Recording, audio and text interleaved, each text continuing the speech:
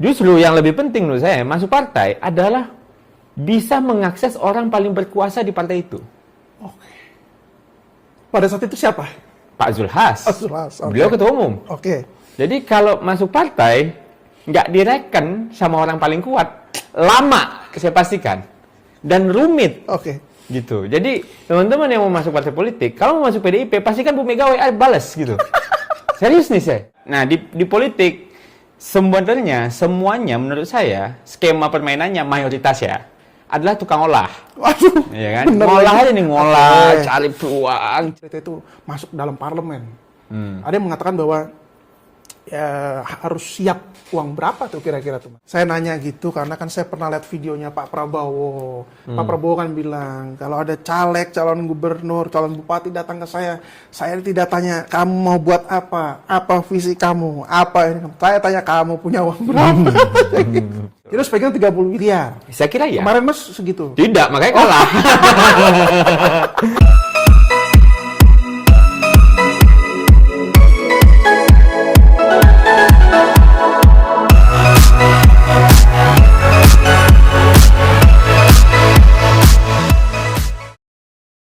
Halo teman-teman sekalian, pada hari ini saya mendapat kesempatan khusus untuk dapat berbincang, berdialog, ngobrol dengan seseorang yang dari tahun 2019. Saya melihat di televisi dan pasangannya selalu Bang Adian atau Bang Sujatmiko, Budiman Sujatmiko. Udah jadi pejabat semua dia. Udah semua pejabat. Dulu masih di tim ses itu saya lihatnya. Tapi sekarang sudah komisaris di salah satu BUMN ya. Ya, betul. Oke. Selamat pagi Mas Faldo. Terima kasih Maurizio. Terima kasih nih udah diajak ngobrol nih. Terima kasih juga loh udah meluangkan waktunya di sela-sela kesibukannya. Siap. Oke. Kita kan bicara pertama Mas Faldo. Sekarang kan Mas Faldo juga di PSI ya, kader PSI. Nah, awal mulanya terjun ke dunia politik itu apa yang membuat pada akhirnya Mas Faldo memutuskan untuk kemudian masuk dalam dunia politik praktis di Indonesia ini?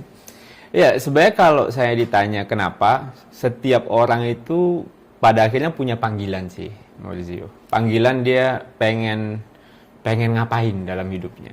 Ada orang yang panggilan hidupnya mungkin lebih kayak pengen jadi profesional, ada panggilan hidupnya jadi pengusaha, ada yang jadi dosen, ada yang jadi content creator, YouTuber kayak kalian mungkin, atau mungkin ada yang jadi orang nggak kerja juga ada gitu. Nah, saya kebetulan panggilannya itu jadi politisi, Mas. Jadi walaupun ya terjadinya secara nggak sengaja sih. Maksud saya semua politisi pasti bilang saya masuk politik ingin berkarya, ingin mengabdi, ingin mengubah Indonesia, ingin memperbaiki nasib orang. Biasanya begitu. Walaupun nasibnya sendiri juga berubah gitu. Tapi yang paling penting tuh menurut saya tuh ada yang manggil. Nah, panggilan ini menurut saya tuh memang datang dari diri sendiri. Dan itu biasanya yang namanya panggilan, Mas, itu berasal dari background masing-masing. Nah, background kita misalnya sekolahnya serius ya bisa kita estimasikan panggilannya jadi pengajar gitu. Atau memang dari awal nih kayak teman-teman nih semester 4 udah konten. Mungkin ya nanti jadi content creator, agency atau apapun itu. Nah, itu juga berpengaruh. Tapi yang nggak kalah jauh lebih penting, kesempatan. Nah, itu yang biasanya orang bilangnya momentum, peluang atau apapun itulah. Jadi semua faktor yang saya dapat itu kayaknya mengarahkan hidup saya jadi politisi, Mas. Jadi ketika itu terus terakumulasi sejak kampus juga aktif di organisasi mahasiswa. Di BEM juga ya? Di BEM juga, jadinya ya jadi politisi panggilannya. Jadi kalau seandainya orang bilang bahwa kenapa sih lu jadi politisi? Ya karena panggilan gua. Terus ngapain sih lu jadi politisi? Saya bisa jawab, saya pengen berkuasa. Gitu. Jadi ya gini loh, banyak orang yang bilang gue pengen jadi politisi karena pengen mengabdi, karena gue udah selesai sama diri gue sendiri. Ya tapi bullshit aja kalau nggak bilang pengen berkuasa. Saya sih secara blunt bilang, kenapa saya harus berkuasa? Karena dengan berkuasa saya baru bantu orang. Jadi saya balik nih logiknya. Orang banyak bilang pengen bantu orang aja mah jadi bisnismen juga bisa kali. Bisa. Tapi bedanya ketika jadi politisi, satu tanda tangan kamu bisa ngubah nasib banyak orang. Kalau bisnismen ya di perusahaan doang, gitu loh. Jadi dari semua itu ya panggilan sih pada akhirnya. Panggilannya ke situ. Pertama masuk di partai apa tuh? Dulu di PAN Di saya. PAN? PAN, Partai Amanat Nasional. Oke, nah selain panggilan dari diri sendiri, ada panggilan dari Pak Amin Rais nggak tuh kira? Sebenarnya sih kalau saya lihat ya faktor orang masuk partai itu ya Mas. Karena di Indonesia ini partai itu mirip. Oke. Jadi nggak terlalu ideologis. Saya harus jujur bilang begitu. Maksud saya ada mungkin partai yang punya ideologi yang cukup ada. Saya bilang dalam enggak. Karena dalam prakteknya cara berpolitiknya nggak ideologis juga. Ya misalnya kayak PDI. PDI itu kan marhaen. Betul. Ya kan? Itu kan partai yang punya ideologi. Dalam praktek bahasa publiknya wong cilik, rakyat dan sebagainya. Tapi dalam praktek lain gitu, praktik-praktik ekonomi kapitalistik juga tetap dijalankan gitu. Ada, ya. Sama juga PKS misalnya. PKS adalah partai yang bilang dia Islam terinspirasi dari gerakan di Mesir gitu, Ikhwanul Muslimin gitu. Betul, kan. Nah, tapi dalam praktiknya mereka juga harus bernegosiasi dengan kekuasaan. Jadi kalau ditanya masuk partai itu milih apa, Bang? Pada akhirnya nyari yang serak, Mas. Jadi orang yang kita kenal, mungkin pertemanannya cocok, tongkrongannya juga nggak merepotkan. Maksudnya kadang-kadang kan di partai itu tongkrongan juga ngefek, Mas. Nongkrongnya pakai baju apa, mobil apa, di mana gitu. Itu suka nggak suka sama kayak tongkrongan orang-orang yang lihat aja orang yang kerja di SCBD sama yang kerja di BSD mungkin ada perbedaannya gitu loh. Jadi maksud saya itu yang sesuatu yang pada akhirnya banyak orang bilang, oh saya masuk partai ideologis. Saya kira enggak. Justru yang lebih penting menurut saya masuk partai adalah bisa mengakses orang paling berkuasa di partai itu. Pada saat itu siapa? Pak Zulhas. Beliau ketua umum. Jadi kalau masuk partai nggak direken sama orang paling kuat, lama saya pastikan dan rumit. Gitu. Jadi teman-teman yang mau masuk partai politik, kalau mau masuk PDIP pastikan Bu Mega WA balas gitu. Serius nih saya. Kalau mau masuk Gerindra punya WA-nya Pak Prabowo. Itu yang bahas Pak Prabowo Pak Mayor Teddy ya kira-kira? Iya, aku nggak tahu. Tapi intinya kita mesti ini di partai ya. Karena gini, waktu kita berpolitik itu cuma 5 tahun. Betul. Ini aku taktis saja ya. 5 tahun itu pendek, Mas. Dalam 5 tahun kita nggak direken sama yang namanya ketum. Ya udah bye aja. Belum lah itu berarti belum bisa. Iya, maksudnya mungkin dapat DPRD, anggota DPR dapat, tapi growth itu lambat. Saya nggak tahu kenapa saya berpikir begitu ya. Taktis aja saya, Mas. Saya mungkin pedagang kali ya dari Padang. Tapi selama ini bisa tuh untuk mengakses dan... Pak Zul, WW aja. Jujur ya, yang bisa saya WA nih ketua partai sekarang ya, Pak Zul, Caimin, Mas Kaisang, Pak AHY nggak susah. Siapa lagi ya? Agus Jabo tuh Partai Prima. Partai buruh nggak Partai buruh? Pandasko bisa, Gerindra gitu. Jadi bisa atau mungkin orang-orang di partai itu yang berkuasa. Gitu. Jadi kalau masuk partai pastikan ente dikenal oleh ketua umum. Dan dikenal beneran ya. Bukan cuma hanya sekedar halo, ini. Halo bro ya, bye aja. Caranya gimana tuh, Mas? Supaya muka kita tuh ditandain lah istilahnya. Ya mesti ada sesuatu yang bikin dia ingat kita. Gitu. Jadi maksudnya ya waktu itu saya masuk di usia muda, pasti saya aneh sendirian. Isinya om-om, isinya bapak-bapak, dalam derajat tertentu kakek-kakek gitu kan. Terus kita yang bocah sendiri kurus, kering, keriting gitu kan. Ya kan? Jadi kita masih punya dari appearance saja nih Mas ya. Appearance saja udah harus beda satu. Yang kedua sisi kemampuan. Itu harus beda. Nah, di politik sebenarnya semuanya menurut saya skema permainannya mayoritas ya adalah tukang olah. Ya kan? Ngolah aja nih, ngolah, cari peluang, cari komisi dan sebagainya. Tapi ngolah apa yang kita paling kuat? Itu mesti punya satu. Ya. Kalau saya komunikasi ya. Debat, ngomong. Betul sih. Ya kan? Jadi saya punya satu senjata gitu yang jadi nilai tawar dan ketika orang ngelihat ngereken gitu. Nah yang kedua biasanya pakai medsos, ya kan, media sosial saya aktif gitu. Dan nggak banyak kan politisi kalau sekarang saya lihat makin aktif sih. Tapi kalau kita lihat kontennya isinya kan diari. Saya lagi begini, saya lagi begitu, rapat ini, rapat itu gitu. Ngapain gitu loh. Tapi itu gitu. Yang ketiga mungkin karena ya hubungan personal. Personal gitu. Jadi saya memang direkrut oleh orang di partai, saya kan 2 kali pindah partai nih, PAN dan Betul. PSI. Dua-duanya sama orang terkuat di partai itu. Saya negosiasinya langsung. Negosiasi ini bukan dalam konteks duit sebagainya, enggak gitu, tapi pertukaran cita-citanya itu langsung gitu. Jadi kalau mau masuk partai, ya kalau sama line ketiga, line keempat, udah lama lah. Dan saya pastikan itu akan jadi saingan kita. Nah, ini yang penting. Carilah ketua partai atau orang terkuat di partai yang nggak akan jadi saingan kita. Saya dalam konteks Mas Kaisang, beliau bukan saingan saya. Karena beliau nggak mau jadi menteri, nggak mau jadi kepala daerah, nggak mau jadi bupati gitu. Dan Mas Kaisang satu-satunya ketua partai yang nggak ngambil jabatan. Betul sih, nggak DPR, nggak. Ya, Agus Jabo aja ngambil. Ya kan, nggak ikut pemilu tuh Partai Prima ngambil tuh Wamensos tuh. Betul sih. Anies Mata, Anies Mata, Wamenlu, partai apa? Partai baru ngambil itu. Partai Gelora, ngambil semua bro. Ya kan? PSI juga. PSI itu enggak. PSI, Jadi Mas maksud Kaisang saya, enggak. ada nih, itu juga jadi parameter di aku. Oke sih. Tapi kalau kembali kita dia medsos tadi, berarti penting juga medsos tuh ya. Kalau menurut saya ya, karena itu kan gini, kita itu kan kampanye mulu mas. Oke, betul. Kami ini politisi, 5 tahun berdagang atau kampanye, tokonya buka 5 jam.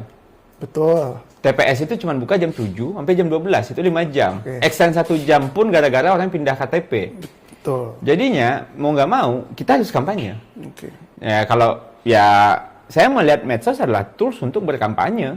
Oke. Dan makanya saya pakai itu terus gitu. Oke. Udahlah gratis. Betul. Yang punya kita juga nggak bayar, nggak kayak bayar billboard, Betul. bayar ads di TV gitu. Itu bisa bermiliar-miliar itu kalau billboard. Ya sebenarnya di dan medsos juga sebagainya. bisa bermiliar-miliar gitu. Oke. Tapi tergantung kemampuan kita aja kan. Benar Suka-suka kita nggak ada airtime gitu. Benar. YouTube juga saya minta, ya udah collab, saya gas, kan saya yang punya. Iya sih, benar juga. Ya, perusahaan Iya. saya ini. Betul, Ya kan ini kan betul. toko saya, suka-suka saya dong. Mau saya buka, saya ngonten ya. Kalau saya tutup, saya malas ngonten, biarin. Nggak ada ruginya juga gitu Betul. loh. Jadi ya, dan ini investasi saya secara serius. Oke, jadi itu bisa menjadi satu hal yang penting melalui ya kampanye selama 5 tahun tadi di medsos. Mungkin orang akan inget, akan Dan ada. gini, kalau dari TV kan short time mas. Maksudnya Betul. nggak bisa ngomong sesuka hati saya. Iya sih. Tapi kalau di YouTube saya kan saya ngoceh sesuka hati saya aja. Wah, menurut saya politik tuh begini, Betul. politik tuh begitu, gitu kan? Tidak ada batasan ya. Nggak ada batasan. Hostnya saya sendiri. Suka-suka saya dong. Nah, Benar sih. Jadi saya sih mudah-mudahan nggak banyak ya politisi yang bermedsos ya. Tapi saya lihat sekarang banyak yang mulai invest. Betul. Invest di medsos. Ya bagus lah. At least setidaknya dengan adanya medsos kita tuh dia lagi ngapain. Oke. Kalau dulu kan kita kagak tahu nih Menko ini apa, Benar sih, menteri ini benar. apa, nih menteri itu. Sekarang kementerian punya semua hampir kayak. Oh, dibully juga. Yang ngangkat beras gimana tuh Mas yang ngangkat beras? Tuh Wah kan itu, udah saya pindah tahu rumah. ya Pak Zul itu adalah orang yang baik Oke. dan tulus. Tapi mungkin situasi waktu itu. Situasinya Pak Zulnya menurut saya tuh dia tulus itu ngangkat itu gitu. Menurut saya ya. Tapi situasi aja. Situasinya orang lagi heboh. Ya kan? Memang kadang-kadang. Soalnya gini Mas. Oke. Yang terjadi di TKP itu kan sebenarnya yang tahu dikit. Benar. Yang bikin persoalan itu rata-rata tim produksinya sama tim postingnya. Iya sih. Kagak kadang-kadang. ngerti situasi. Gitu loh. Mereka langsung upload aja. Iya, maksudnya dia kira ini bagus gitu loh. Ya kan, Pak Zulnya emang salah ngangkat beras? Enggak Enggak sih, salah dong, gitu kan. Kok bisa Iya. 10 beras diangkat lah menurut saya. Tapi memang situasinya yang bikin dia nggak beruntung. Timingnya juga mungkin ya. Iya, orang lagi marah. Iya. Orang lagi marah ini berdoa-berdoa aja kalau menurut saya. Bener sih, Lihat bener. nih Raffi Ahmad, kalau orang lagi marah posting keluarga, selesai. Iya. Lagi turun engagement posting Rafathar. Iya. Oh, Banyak loh yang kayak Bener gitu sih, saya bener. lihat. Ya kan? alternatif mungkin. Alternatif, berduka, Oke. itu apa lagu-lagunya lagu-lagu Islami gitu. Oke. Lihai-lihai sih saya lihat. Ada yang memang kreatif banget ya, lagunya ganti-ganti. Ada juga yang kayak Pasaroni, tau nggak tuh? Ah, itu juga lebih epic tuh. Kapan lagi? Iya, doang lagi. itu saya udah nggak ngerti tuh. Itu jurus apa saya nggak ngerti tuh. Itu jurus apa saya nggak Tapi ngerti. orang inget loh jadinya lo kayak, ini Iya. lagunya nggak ganti-ganti. Iya, apalagi dia pasang foto-foto yang dia dibully kan. Iya bener. Hebat Bang Saroni. Bang. Gila, oke. Comeback-nya oke menurut saya. Kayak bagus itu. Comeback-nya oke. Nah, jadi selanjutnya Mas, kalau kita lebih serius ya Mas, kita lihat banyak orang bertanya bahwa apakah susah masuk ke dalam dunia politik itu? Bukan hanya sekadar menjadi kader partai ya, tapi untuk kemudian kita katakan spesifiknya itu atau konkretnya itu masuk dalam parlemen. Ada yang mengatakan bahwa harus siap uang berapa tuh kira-kira tuh Mas? Ya, sebenarnya sih kalau saya lihat ya budgetnya, ini budget kalau kita ukur-ukur ya, budget itu sebenarnya bisa kita bagi beberapa aja. Pertama budget yang namanya promosi. Promosi ini turunannya bisa offline dan online. Itu satu. Itu budget promosi itu. Ini ujungnya apa? Ujungnya adalah popularitas. Jadi kita tahu bahwa yang diukur itu adalah popularitas, likability, kesukaan, dan keterpilihan. Tiga itu. Jadi budget pertama itu adalah promosi. Ya bikin baliho, bikin spanduk, itu costly bro. Alat peraga kampanye. APK itu costly. Ya ibarat kita menyetak spanduk untuk komplek aja, itu kan costly. Bayangin kamu harus bikin ribuan. Ya kan? Itu satu. Yang kedua, bayar tim kampanyenya ya. Tim kampanye, itu costly juga. Karena kan ada relawan per RT, relawan per RW, relawan per kecamatan. Bayangin aja. Ya, tapi kan kita ngambil waktu orang untuk bantu kita. Iya, benar juga sih. Ya kan? Nah, dua itu tuh uang utama. Dan saksi. Yang ketiga, itu ya. Ya itu biasanya nih, saya belum pakai ini nih, biaya siram dan biaya penjagaan suara. Nah, itu suka nggak suka itu ada. Politik uang itu ada. Jadi size-nya menurut saya nggak pasti mas. Tapi mungkin ada range-nya. Range-nya itu mungkin kalau dari DPRD gitu ya. Itu DPRD itu mungkin 1 miliar 2 miliar itu udah kegedean menurut saya. Karena cuma nyari 2.000 suara. Tapi biasanya nyari di tempat kecil harga lebih mahal. Karena demand sedikit. Benar sih, betul. Ya, satu. Yang kedua kalau DPRD provinsi ya 1 sampai 5 lah. 1 sampai 5 miliar. Miliar lah provinsi. Karena tergantung size APBD-nya juga kan. Nah, kalau RI itu kayak di atas 5 sampai tak terhingga. Kalau menurut saya. Benar juga sih. Kalau pilkada, saya udah pernah ikut pilkada ya. Pilkada itu kalau nggak megang-megang around 30 miliar susah. Gitu. Ya karena ya gimana, cost-nya gede. Kalau pileg di lapangan rame. Misalnya caleg itu 200 orang. Kita 1/200 kemungkinan kita dicari, jadi kecil. Kalau pilkada 3 pasangan, peluang kita 1/3. Kita doang yang berkeliaran di lapangan, mencret sudah. Jadi ibarat biaya yang 200 digeser ke biaya 3 orang gitu. Terus pegang 30 miliar. Saya kira ya. Kemarin mas segitu. Tidak, makanya kalah. Makanya kalah. Modal saya kan keyakinan. Harta paling berharga. Tadi saya udah mau nanya. Harta paling berharga apa sponsor tadi itu? Pribadi kok saya. Saya taruh pribadi. Tapi kalau sponsor gitu bisa berarti kayak ada. Bisa. Ada yang bantu, ada. Yang bantu tuh ada. Tapi mungkin ya bantu ya nggak buat kita mas. Buat diputar jadi bahan baku kampanye. Ya, biaya ini, biaya itu. Karena yang biaya gede. Dan manajemen kampanye itu saya kira sebuah pekerjaan yang cukup rumit ya. Makanya konsultan politik itu jadi relevan gitu. Karena mereka kadang gini mas, kandidat itu kalau lagi tarung tuh kecenderungan berpikir bodohnya besar. Gitu loh. Karena kan panik, under pressure, waktu mepet, jadi nggak bisa mikir. Makanya butuh didampingi sama konsultan politik. Nah, biasanya kita biaya bayarnya di situ. Biaya lagi di situ. Biaya lagi konsultan politik. Itu saya anggap biaya tim lah. Karena kan bagian dari tim. Iya benar juga sih. Nah, kalau yang APK tadi itu kan kita mesti keluar uang banyak. Mungkin kalau memang keterkenalan kita atau popularitasnya belum banyak atau belum besar gitu ya. Tapi kayak misalnya Komeng kemarin tuh mas, itu kan tanpa keluar banyak uang banget lah, bisa berjuta-juta. Kalau Komeng menurut saya yang bikin dia menarik fotonya. Ya? Fotonya yang di depan setir itu. Jadi beliau adalah orang yang cukup, ya diantara foto-foto rapi studio bro, semua dia pakai foto selfie. Berarti kan dia nih sendiri, kalau dalam konteksnya ini pick me banget nih orang gitu kan. Betul. Tapi gara-gara pick me itu dia menang. Menurut saya, di Lala dia juga udah terkenal komedian yang cukup famous gitu. Jadi Komeng menurut saya menangnya karena fotonya. Yang aneh.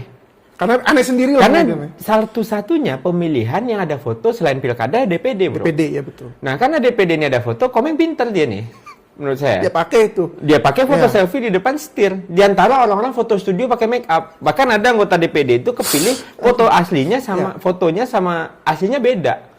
Digugat itu, Bro. Pernah tuh kasus di NTT NTB. Fotonya cakep banget. Nggak boleh tuh. Aslinya enggak gitu. Ya, karena itu yang bisa mengalahkan pemilih kan. Betul. Komeng menurut saya secara entah sadar entah nggak sadar ya menurut saya. Ya atau dia mungkin ya udahlah foto begini doang gitu kan. Ya udah spontan aja. Spontan makanya dia spontan namanya gitu. Nah, kalau kita lihat dinamika sekarang nih, Mas. Dinamika sekarang bahwa program pemerintah mengeluarkan program, lalu seperti biasa ya kan kita demokrasi, akan ada suara-suara yang tidak setuju, yang kontra, apalagi dari partai-partai Bagus dong. oposisi. Bagus kalau ada suara kontra mah. Yang bahaya tuh kalau nggak ada yang kontra sih mah. Oke, bagaimana Bapak lagi, bagaimana Mas melihat itu? Ya, Proses bagus dong. dinamika itu. Bagus lah. Bagus ya. Bagus lah. Yang bahaya itu kalau seandainya kita itu udah nggak bisa ngomong. Ya. Oke. Dan jadi kalau selama ada kritikan saya seneng gitu. Oke. Saya juga punya bisa bahan untuk ya tapi jangan sampai teman-teman yang mengkritik dijawab baper gitu loh. Oke. Ya, maksudnya seneng nih ngehajar orang tapi diajar balik langsung negara menindas ya. Jangan dong. Jadi menurut saya sih bagus dan saya seneng ada banyak orang yang masih bisa bersuara, tapi ya intimidasi kepada orang kritis saya nggak setuju. Oke. Penyiraman air keras, Ya, nah itu saya nggak kemarin setuju gitu. Terus kayak misalnya intimidasi ke teman-teman yang kayak beberapa saya kenal gitu, rumahnya dilempar molotov lah itu nggak usah lah. Maksud saya kalau kita kalah debat, lawan dengan debat gitu. Jangan lawan dengan intimidasi. Dan itu zamannya nggak kayak dulu. Kalau dulu nggak ketahuan itu, betul, bro. betul. Kalau sekarang CCTV CCTV ada, di mana-mana, netizen ya. ada. Ibarat kata tuh kayak malaikat udah turun ke bumi kalau di agama saya itu. Betul. Kalau dulu kan saya ini kalau berdosa ini di agama saya itu dicatatnya di akhirat dihitung. Tapi kalau sekarang di netizen, bro. Udah netizen nyatet. Udah nyatet dan jadi jejak digital kan. Jadi kalau saya ngelihat ya kebijakan harus ada pro dan kontra. Kalau nggak ada kontranya justru aneh. Aneh ya. Aneh, terlalu maksa kalau menurut saya. Tapi kalau seandainya ada masukan banyak dari netizen, saya so happy. Oke. Happy sekali saya. Kalau misalnya nih ada partai yang mengkritik, tapi mungkin sebagian orang berpandang bahwa kritiknya tidak berdasar misalnya. Bagaimana menanggapi hal-hal seperti itu, Mas? Ya kalau partai sih saya rasa levelnya nggak mungkin nggak berdasar sih. Kalau partai ya, karena mereka pasti punya anggota DPR, punya anggota yang nggak jelek-jelek lah gitu. Nah tapi mungkin ada banyak faktor tuh. Dari datanya mungkin kurang lengkap atau penyajiannya kurang bagus. Nah, jadi kalau sentimen orang gitu, kalau orang ini kan sentimen ini gampang banget tuh Mas sekarang. Sentimen tuh yang sekarang saya lihat yang paling buruk sentimen yang didapat tuh MBG. MBG betul. Ya, MBG itu sampai harga Neymar Junior itu 4 hari MBG itu dibahas netizen gitu loh. Jadi sekarang apapun kritik orang itu udahlah ini MBG sehari berhenti selesai gitu loh. Jadi MBG tidak tahu apa-apa. Ya. Tapi itu merupakan sebuah ya mungkin netizen punya aspirasi terkait uang yang terlalu banyak. Tapi kan tadi malam Presiden menyampaikan instruksi MBG akan di-cut untuk beberapa daerah jadi 5 hari. Kecuali 3T dan daerah-daerah terluar. Hemat sampai 25 triliun. Bisa beli 4 Neymar itu. Tapi maksud saya adalah ya pemerintah itu dengar. Tahu saya dengar dan ya kayak kemarin nih mau ribut naik BBM, heboh lah, rame, panik buying, SPBU rame semua. Betul. Ternyata tidak. Kita di antara negara-negara yang naik kita masih stabil. Ya. Dalam artian ya ini mungkin secara ekonomi ada konstruksi nanti ya, makro betul, ya. Tapi secara mikro dan kerakyatan mungkin ya pilihan ini diambil Pak Prabowo mungkin ya biar nggak chaos. Iya betul. Gitu. Bagus sih kalau menurut saya. Berani loh. Saya nggak yakin kalau Pak Jokowi itu udah naikin tuh. Pak Jokowi pasti naikin, bodoh amat dia mah. Kalau Pak Jokowi. Tapi kalau Pak Prabowo punya approach yang beda kalau menurut saya. Ada hal-hal yang mungkin berkaitan dengan situasi rakyat di bawah, beliau melihat lalu memutuskan. Karena kondisi lagi susah. Betul. Kalau kondisi lagi enak, sebenarnya gini Mas, mahal dan murah itu kan tergantung kita punya duit apa enggak. Iya, betul. Bukan tergantung berapa size-nya. Betul. Iya kan? Kalau seandainya orang kita punya uang kayak Singapura, naik seberapapun, mereka tetap aja gitu. Tetap bisa kan? gitu. Atau negara-negara yang kuat ya. Nah, jadi PR-nya Pak Prabowo ini menurut saya satu aja. Lawan politiknya di 2029 itu adalah ekonomi. Ekonomi. Kalau seandainya ekonomi membaik dan saya termasuk orang yang mendukung beliau untuk itu, insya Allah baik ini. Bagus itu. Bagus ya berarti. Bagus kalau ekonomi ya. Intinya ekonomi. Maksudnya gimana lapangan kerja, gimana pendapatan, gimana fasilitas publik itu bisa mengurangi kos orang hidup di Republik ini gitu. Karena kan air bayar, listrik bayar, sekolah bayar. Itu kan ngurangin pendapatan mereka. Betul. Gimana caranya ini bisa di-utilize? Makanya program yang kayak bangun sekolah rakyat, Rakyat, ini itu gitu. Itu kan MBG itu kan ngurangin jajan anak-anak. Betul. Jadi ibu-ibu bisa saving uangnya untuk Yang melakukan lain, hal lain ya. gitu loh. Oke. Sebenarnya itu yang perlu ya kalau saya ngeliat tuh memang pengeluaran kita ini harus kita bantu kalau kita jadi pejabat. Kampus nggak usah bayar, swasta bisa disubsidi gitu Oke. atau negeri bisa gratis. Perbanyak gitu. subsidi-subsidi itu. Iya ya. gitu. Jadi kalau kayak gitu, ya itu kan program downstreamnya ya. Ya. Tapi di atasnya juga harus kuat gitu. Industrinya juga harus kuat. Oke. Nah, satu hal yang juga saya lihat nih, Mas Waldo beberapa waktu lalu adalah interview di Garuda TV.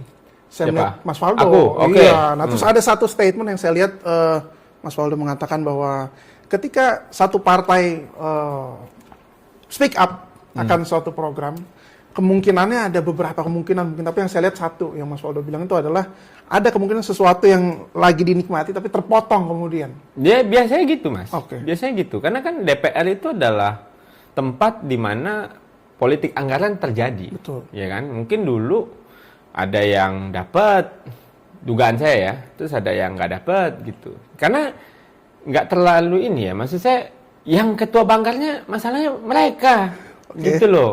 Betul. Kecuali ketua banggarnya bukan mereka Iya. gitu. Jadi mungkin nggak aneh ini Oke. gitu. Terus anyap juga kok, tiba-tiba anyap. Anyap ya. Iya nggak tahu nggak dapat tuh. Biasanya Ya. itu saya bilang tesisnya sederhana aja. Politisi kalau masih ngonten kosong. Oke. Tapi kalau politisi udah penuh, diem aja sudah. Tapi kayaknya itu semua orang deh. Iya, ya. Karena nggak pengen ketahuan lagi punya banyak uang. Takut diminta. Aduh. Jadi Iya. politisi yang masih ngonten terlalu sering, sama juga sih kalau saya ngeliat pengamat nih, pengamat di TV mulu, feeling saya kerjanya nggak ada. Kerjanya ya udah di TV aja interview gitu. Tapi kalau pengamat lagi banyak kerjaan, nggak mungkin muncul Nggak karena mungkin kerjaan muncul, banyak. Betul juga sih. Nah, tapi bisa jadi kerjaannya adalah konten. Kayak saya misalnya, kayak Iya, iya. pengamat yang sering di TV gitu. Oke. Jadi ya kalau politisi ya selain kita lihat dia konten ya kita lihat kerjanya lah. Gimana Kerjaan juga kerjanya di harus, ya. dapil, gimana kerjanya di DPR Oke. gitu. Ya barang ini udah ditandatangan tiba-tiba teriak itu kan kocak gitu loh, Bro. Ketua Banggar mereka mana? Iya kan kocak Pak. Maksudnya ya mungkin target marketnya bukan kita ya, Oke. orang yang mengerti skema Ya. legislasi gitu. Mungkin Betul. target marketnya adalah masyarakat. Masyarakat Makanya mungkin, wajah-wajah ya. yang muncul wajah-wajah yang kerakyatan sekali Sekali. gitu. Aduh, ya benar sih udah. Itu sekali. saya kira strategi sih. Iya sih. Mungkin ada instruksi dari ketum harus di-deliver, dikerjain aja. Nah, ternyata ketum didatengin ya selesai. ketum yang datang malah. Nah, bahkan ketum yang datang, Iya. kelar tuh barang. Aduh, kelar itu Bapak.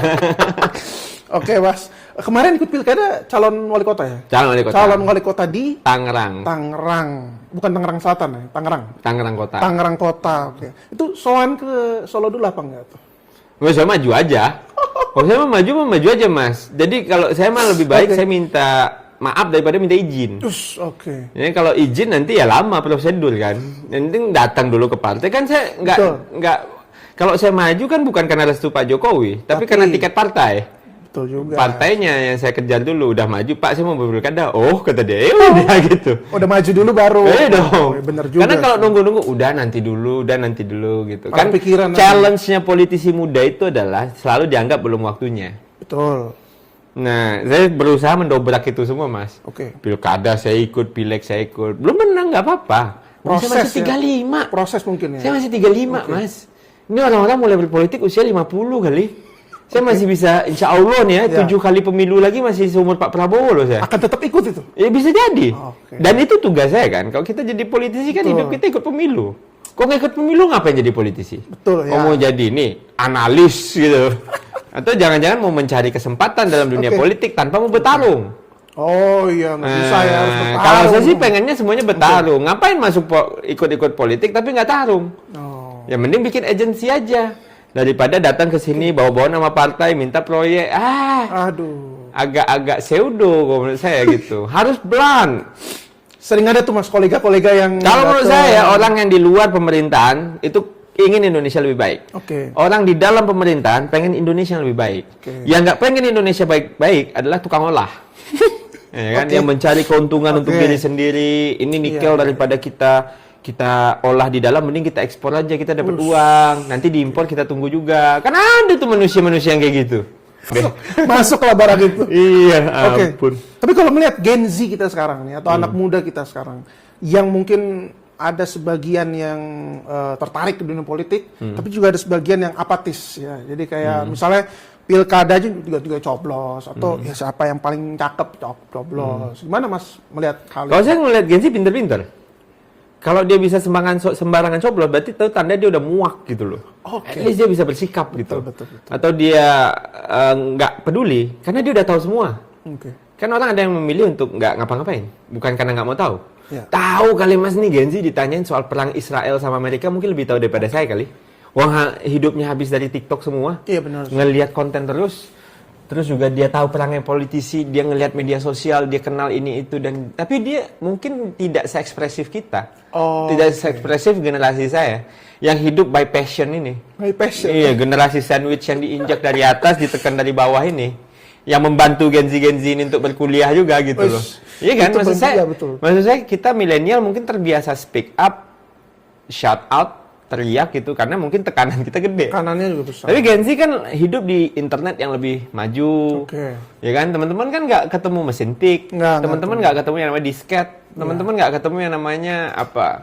Perangko mungkin. Udah enggak. Udah enggak kan? Nah, tapi kan saya ketemu. Oke. Nah, saya ini ngeliatin semua nih dari piringan hitam lah, kaset tape lah gitu. Nah, kita nih generasi yang benar-benar all in di setiap transisi zaman. Mantap nggak ini milenial? Paten. Tapi saya respect sama Gen Z. Saya percaya Gen Z lebih paham daripada saya untuk banyak hal. Oke. Makanya saya nggak mau lawan orang yang lebih muda dari saya, Mas. Oke. Karena saya pastikan mereka lebih pintar. Oke. Jadi ada pemikiran bahwa mungkin orang lebih muda itu tidak lebih kurang pintar daripada kita, tapi mungkin bisa lebih. Saya kira mereka pasti lebih pintar dari saya. Oke. Karena tumbuhnya di gizi yang lebih lengkap. Betul. Teknologi yang lebih maju. Oke.